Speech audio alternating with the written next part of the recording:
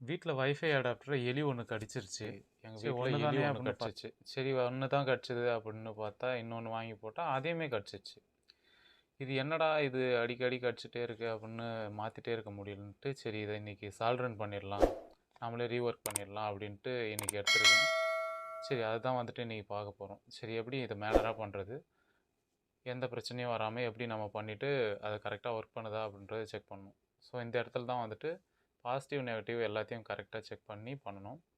So first அதுக்கு முன்னாடி நமக்கு தேவையானது ஒரு லட்டு, ஃப்ளெக்ஸு, அதுக்கப்புறம் ஒரு சால்ட்ரன், அவ்வளோதான். இதை வச்சு தான் நம்ம இன்றைக்கி பண்ண போகிறோம். ஸோ இந்த இடத்துல பார்த்தீங்கன்னா, இங்கே வந்துட்டு 2 ஒயரும் வந்துட்டு 2 துண்டாக வந்துட்டு கடிச்சு போட்டுருச்சு. ஸோ இது ஃபஸ்ட்டு வந்துட்டு நான் என்ன பண்ணேன்னா, தனித்தனியாக அதோட இன்சுலேஷனை ரிமூவ் பண்ணிவிட்டு, ஃபஸ்ட்டு ஒவ்வொரு கேபிளுக்கும் ஃப்ளெக்ஸை கனெக்ட் பண்ணி அதில் வந்துட்டு லெட்டை வந்துட்டு பேஸ்ட் பண்ணிக்கிட்டேன். ஸோ தட் அப்போ தான் நமக்கு வந்துட்டு அதோட ஃபினிஷிங் கரெக்டாக இருக்கும். நம்ம இன்னொரு ஒயரோட இன்னொரு ஒயர் ஜாயின் பண்ணும்போது கரெக்டான ஃபினிஷிங்கும் வரும்.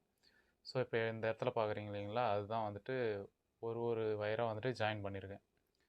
சரியா? ஸோ இப்போ இது வந்துட்டு கனெக்ட் பண்ணியாச்சு. இதில் கனெக்ட் பண்ணும்போது பாசிட்டிவ், நெகட்டிவ், ஏன்னா 24 வோல்ட்டு அப்படின்னும்போது 24 வோல்ட்டு 12 வோல்ட்டு அப்படின்னும்போது பாசிட்டிவ், நெகட்டிவ் முக்கியம். ஒன்ஸ் நான் கனெக்ட் பண்ணோடனே அதுக்கப்புறம் வந்துட்டு அது எதுலேயும் டச் ஆகக்கூடாது, ரெண்டுமே டச் ஆகக்கூடாதுன்றதுக்காக இந்த க்ளூ கன்னை வச்சுட்டு பேஸ்ட் பண்ணியிருக்கேன். அதுக்கப்புறம் அந்த இடம் கொஞ்சம் டீசெண்டாக இல்லாத மாதிரி இருக்கும். ஏன்னா க்ளூ கன் வந்துட்டு நமக்கு அந்த அளவுக்கு கரெக்டான டெக்ஸ்சரும் கரெக்டான ஃபினிஷிங் வந்துட்டு கொடுக்க முடியாது. ஏன்னா அது வந்துட்டு ஃப்ளோ ஆகிட்டே இருக்கும் அப்படின்றதுனால.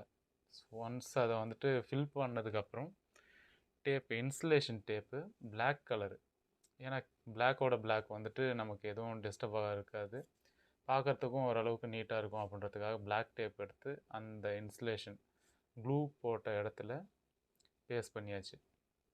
பேஸ்ட் பண்ணிவிட்டு இப்போ வந்துட்டு செக் பண்ண போகிறேன், இது கரெக்டாக ஒர்க் பண்ணுதா அப்படின்ட்டு. ஏன்னா நான் இதை முன்னாடியே செக் பண்ணிவிட்டு கரெக்டாக இருக்கா அப்படின்னு தான் பார்த்துட்டு இது ஒன்று.